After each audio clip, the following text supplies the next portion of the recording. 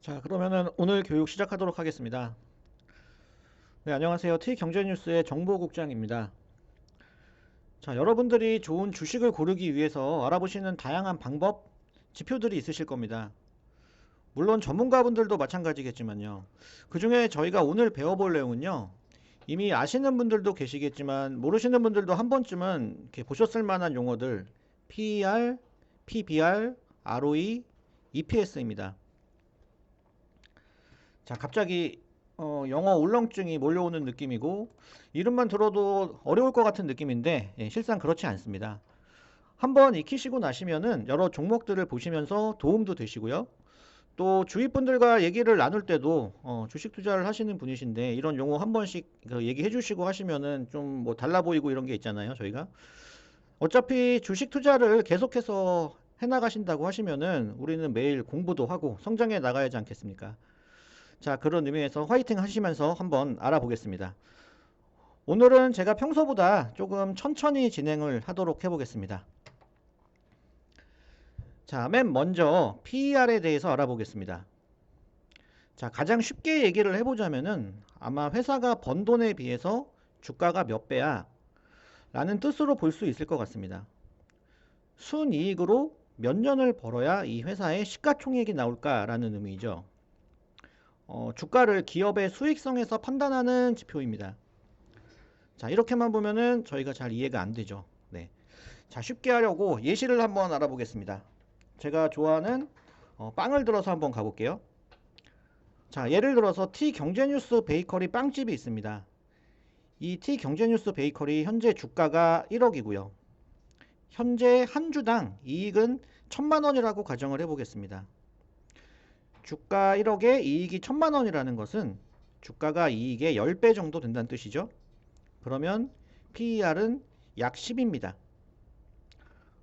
이거는 또 1년 동안 1000만 원의 수익이 나는데 얼마에 인수할지도 알려주는 거고요. 만약 T경제뉴스 베이커리를 1억에 인수를 하면은 수익의 10배 금액이니까 PER은 10이고 인수하고 본전을 뽑는데 10년이 걸린다. 뭐 이렇게 볼 수도 있을 것 같습니다. PER이 높다는 것은 시가총액 대비 순이익이 낮다. 한마디로 고평가가 되어 있다는 뜻입니다. 이 말은 너희들 수준보다 높게 평가돼 있어. 너희가 가지고 있는 실제 가치보다 사람들이 높게 보고 있어. 라는 뜻이죠. 반대로 PER이 낮다라는 것은 시가총액 대비 순이익이 높다라는 겁니다. 자, 이건 저평가가 되어 있다는 뜻이겠죠. 너는 참 좋은 애인데 왜 사람들이 평판이 안 좋지? 이런 겁니다. 우리는 어떻게 보면은 이런 주식을 매수를 해야겠죠. PER이 낮은 기업이 투자 가치가 높습니다. 그러나 이 한 가지만 보고 투자를 해서는 안 되는데요. 이 하나하나가 참고 자료이지 한 가지만 믿고 주식을 사서는 절대 안 됩니다. 이 부분은 나중에 뒤에서 다시 한번 얘기를 드리기로 하고요. 그 다음은 PBR에 대해서 알아보도록 하겠습니다. 너희 회사 주가 순자산에 비해 주식이 몇 배인 거야? 이겁니다. 기업의 순자산에 비해서 주식이 몇 배로 거래되고 있는지를 측정한 값인데 주가를 이거는 자산 가치 측면에서 판단하는 지표입니다. 자, 이것도 예시를 들어서 한번 가보겠습니다. T경제뉴스 베이커리를 사려고 주식을 1억에 전부 샀는데 알고 보니 순자산이 2억이었어요. 그럼 2억짜리 기업을 1억에 샀으므로 T경제뉴스 베이커리는 순자산 대비 저평가되어 있던 거예요. PBR은 1억 나누기 2억을 하면 0.5가 됩니다. 자, 보통의 경우 1보다 작으면 저평가되어 있다고 볼 수 있는데요. PER과 마찬가지로 PBR도 회사를 판단하는 데 중요한 가장 기본적인 지표입니다. 글자는 비슷하지만 잘 보고 판단을 하셔야 됩니다. 자, 여기까지 PER, PBR 두 개 이해되셨나요? 지금 당장 뭐 머릿속에 외우지는 못하셔도 나중에 한번 찾아보시면은 지금 이해해 놓으신 게 생각이 나실 거예요. 지금은 간단하게 이해만 하고 넘어간다고 생각하셔도 좋습니다. 자, 그러면은 그 다음 ROE입니다. 자, 이건요, 투자한 돈에 비해서 얼마나 수익을 내느냐를 알아보는 것인데, 투입 자본 대비 수익 비율이라고 합니다. 투입 자본 대비 수익 비율. 예를 들어 보자면은 T 경제뉴스 베이커리에 순자산 20억을 투자했을 때 탑 T 경제뉴스는 5억의 수익을 내게 됩니다. 그러면 25%의 수익률을 도출할 수가 있겠죠? 20억을 투자해서 5억의 수익을 내니까요. ROE는 이익률이라서 퍼센트를 사용하는데요. ROE의 수치가 높다라는 거는 순이익이 높다는 겁니다. 그러면 당연히 ROE 수치를 볼 때는 높은 것이 좋겠죠. 오늘 내용이 조금 많기는 하지만 하나 덧붙이자면은 ROA라는 부채를 포함한 총 자본 대비 수익률을 일컫는 용어도 있습니다. 자, ROA 또한 높으면 좋다고 볼 수 있겠죠. 수익률이니까. 하지만 ROA와 ROE의 차이가 크다는 것은 부채가 많다고 볼 수도 있으니 이 점은 유의해야겠습니다. 또 참고해야 될 대상이 부채로 인한 착시 효과뿐만이 아니라 업종마다 다를 수 있다는 점도 명심하셔야 되고요. 그래서 한 가지만 보면 안 된다고 말씀드렸죠. 다양한 방향에서 보고 비교 분석을 해야 됩니다. 자, 마지막으로 EPS가 무엇인가를 알아보겠습니다. 기업의 주식 한 주당 얼마를 벌었니? 네, 이것을 말하는 건데요. 예를 들자면은 T 경제뉴스 베이커리에서 당기 순이익이 1억 원인 걸 알았어요. 그리고 발행 주식 수는 10,000주입니다. 그렇다면 주당 순수익은 10,000원이 되는 거죠. 한마디로 EPS가 높다는 것은 너희들 돈 열심히 잘 벌었네 라는 것을 알 수 있는 지표입니다. 자, 주당 순이익이 높다는 것은요, 그만큼 경영 실적이 양호하다는 뜻이고 배당 여력도 많으므로 주가에 긍정적인 영향을 끼칩니다. 블루칩이라고 불리는 대형 우량주의 주가가 고가이면서도 여전히 선호되고 있는 이유도 바로 이 주당 순이익이 높은 데서 비롯된다고 보시면 되겠습니다. 자, 여기까지 간단하게 이렇게 용어들을 알아보았습니다. PER, PBR, ROE 이것들이 굉장히 유기적인 관계로 연결되어 있다는 것을 저희가 알 수 있죠. 그러니까 이 세 가지와 다른 부분들을 보면서 한 가지만 보지 마시고 다양한 지표를 통해서 해석을 하셔야 됩니다. 네, 유기적인 관계에 있다는 거죠. 그래서 이것들을 잘 해석할 수 있는 능력을 가지시면 좋겠죠. PER과 PBR은 해당 기업의 주식 가격에 대한 시장의 분석과 평가 지표이고요. ROE와 ROA는 회사가 돈을 잘 버는지에 대한 지표라고 할 수 있습니다. ROE와 ROA는 높은데 PER과 PBR이 낮은 회사라면은 자, ROE와 ROA는 수익률이죠. 수익률은 높은데 PER과 PBR이 낮은 회사, 저평가된 회사라고 하면은 자, 천천히 생각하시면 돼요. 수익은 잘 벌지만 주가가 낮은 평가를 받고 있는 회사라는 뜻으로 저희가 쉽게 볼 수 있습니다. 이런 종목이 있다면은 버려야 할까요? 거두어야 할까요? 수익은 높고 주식은 저평가되어 있다. 자, 만약에 이런 종목들을 저희가 찾을 수가 있다면은 뭐 당장 매수를 하지 않더라도 일단 관심을 가지고 눈여겨봐야 하겠죠. 저희가 이런 종목들을 찾고 나서 생각해 볼 때 가치 투자로서 투자할 만하다라고 볼 수 있는 겁니다. 이런 식으로 여러 가지 다양하게 접목을 해서 이제 결론을 도출하셔야 하는 겁니다. 자, 지금까지 PER, PBR, ROE의 연관성과 어떻게 봐야 하는지에 대해서 알아보았습니다. 자, 잠깐 쉬어 갖겠습니다. 좀 내용이 많죠, 오늘. 아까 말씀드렸지만 머리에 한 번에 안 들어오시는 분들도 있으실 수 있어요. 헷갈리기도 하고요. 일단은 이해만 하시고 본인들에 맞게 나중에 머릿속에 넣으시면 됩니다. 자, 간단하게 기본적인 뜻을 알아보았고요. 이번에는 이런 가치지표가 가진 맹점을 알아보도록 하겠습니다.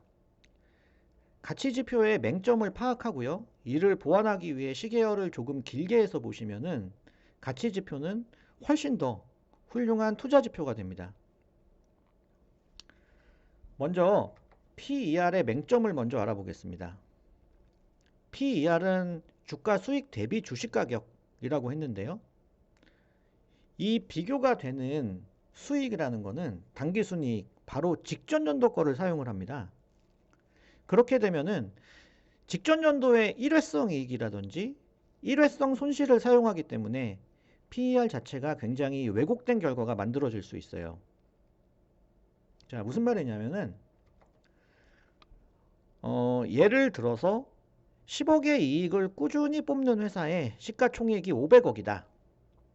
그럼 PER은 50이겠죠. 네, 결코 낮다고 볼 수 없습니다. 높은 수치입니다. 그런데 이 기업이 바로 직전 연도에 일회성 수익을 90억을 실현을 했습니다. 그러면 직전 연도 당기 순이익이 100억으로 일시적으로 점프를 하겠죠. 10억에다가 90억을 더해서. 그렇게 되면은 PER은 시총 500억 나누기 당기 순이익 100억을 해서 5배가 되어서 저렴해 보이는 착시 효과를 불러일으킬 수 있습니다. 자, 그렇기 때문에 PER의 단면적인 부분만 보고 투자하시는 분들은 뭐 이 기업은 PER이 5배밖에 안 되네? 저평가되고 있구나 하고 덥석 사버리는 경우가 있어요. 근데 이 PER이라는 것 자체가 일회성 이익과 손실을 전혀 필터링하지 않고 나오는 결과이기 때문에 주의해서 보셔야 한다는 겁니다. 그러면 일회성 이익과 손실을 제거하고 보면 되는 것인가? 꼭 그렇진 않습니다. 저희가 올해 초에 저희 쪽에서 진행했던 코엔텍이라는 회사가 좋은 예가 있어서 한번 예로 들어보면요. 이 코엔텍이라는 회사가 2015년도에 꾸준히 그 전에 이익을 뽑아오다가 증설을 하는 시기와 맞물려서 파업을 잠시 했던 시기가 있었어요. 자, 파업을 했기 때문에 그 분기에 공장이 셧다운이 되었고요. 4분기에 실적이 엉망이 되었죠. 그럼 일회적으로 실적이 안 나오겠죠? 근데 이 회사의 예정에는 소각장을 크게 증설을 할 거기 때문에 향후에 이 파업이 끝나면은 굉장히 이익이 올라갈 수 있는, 크게 점프할 수 있는 상황이었습니다. 그 연도의 당기 순이익을 보게 되면은 4분기가 망가졌기 때문에 PER 자체가 굉장히 크게 올라갔습니다. 주가는 그대로고요. 당기 순이익이 망가졌기 때문에 비율 자체가 엄청나게 올라갔겠죠. 그래서 그때 저희가 가끔 뭐 재미 삼아서 보는 종목 게시판 같은 데가 있잖아요. 그런 데서 보시면은 이 코엔텍이라는 종목을 엄청나게 고평가돼 있다. 이런 혹평이 굉장히 많았습니다. 하지만 그 일회성 손실만 걷어내고 보면은 사실은 우호적인 상황이었거든요. 당연히 이후에 소각장 건설이 되고 파업이 끝나고 하자 이익도 늘어나고 이후에는 뭐 실적도 올라가고 주가가 올랐습니다. 자, 이런 것 같은 피해도 일회성이라고 한다면은 그것까지 감안하고 확인하셔야 됩니다. 뭐 다른 예로 기업들이 소송 같은 거에도 크게 걸릴 수가 있죠. 네. 이런 일회성 소송 비용이라던가 이런 것들은 회사가 충분히 감당하고 털어내기만 한다면은 나쁘지 않은 기회를 제공해 줍니다. 그래서 PER을 보실 때는 숫자만 보시는 게 아니시고요. 일회성 손실과 이익이 얼마나 들어있나 체크를 해보아야 합니다. 이것을 확인하기 위해서는 재무제표 이런 거를 어느 정도 확인해서 파악을 해보셔야겠죠. 자, 그 다음에 PBR의 맹점에 대해서 알아보겠습니다. PBR의 맹점은 두 가지가 있어요, 크게. 첫 번째, PBR 자체는 순자산의 개념입니다. 주가와 순자산의 비율을 설명을 하고 있는 건데요. 순자산은 총 자산에서 부채를 뺀 금액이겠죠. 순전히 자기 자본. 네, 그렇기 때문에 이 PBR 자체에는 부채에 대한 정보가 담겨 있지가 않습니다. 부채에 대한 정보는 뭐 여러분들 아시겠지만 회사의 진짜 재무 건정성, 안정성에 대한 정보이므로 매우 중요합니다. 반드시 보셔야 하는 거죠. 그래서 PER과 PBR 둘 다 낮다고 해서 이 회사를 그냥 사면 안 되는 겁니다. 반드시 재무제표를 보시고 부채가 어느 정도 수준인지, 단기 차입금, 뭐 장기 차입금, 복합 금융상품 아니면 할인 이런 것들이 전체적으로 어느 정도 구성되어 있는지 저희가 체크를 하셔야 됩니다. 그런 정보가 PBR에는 전혀 들어있지가 않아요. 그리고 두 번째로는 주가와 순자산의 비율이라고 했는데 자산의 질에 대한 항목이 전혀 들어가 있지 않습니다. 이 말은 무슨 말이냐? 예를 들어서 똑같이 PBR이 0.3인 회사가 있다고 가정을 저희가 해보고요. 근데 어떤 회사는 현금성 자산이 주가 되는 경우가 있고요. 또 어떤 회사는 현금성 자산은 없지만 기계장치만 엄청나게 많은 회사가 있습니다. 그럼 이 두 회사의 가치를 비교해 볼 때 당연히 현금성 자산이 많은 회사가 훨씬 우위겠죠? 그렇기 때문에 이 PBR을 보실 때는 자산의 질에 대한 고찰을 반드시 해주셔야 됩니다.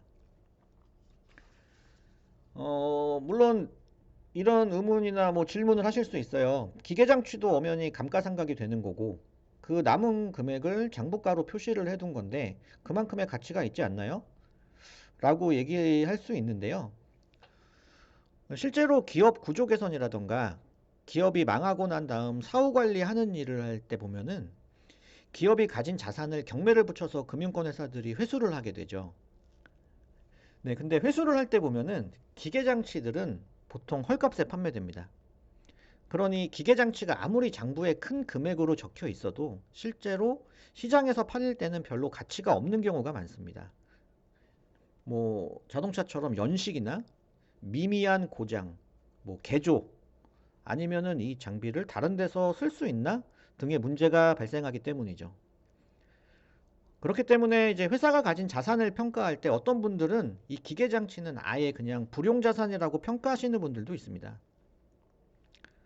현금, 현금성 자산, 장단기 금융상품, 토지 정도까지만 자산으로 잡으면, 즉 진짜 알짜배기만 진짜 자산으로 잡고요.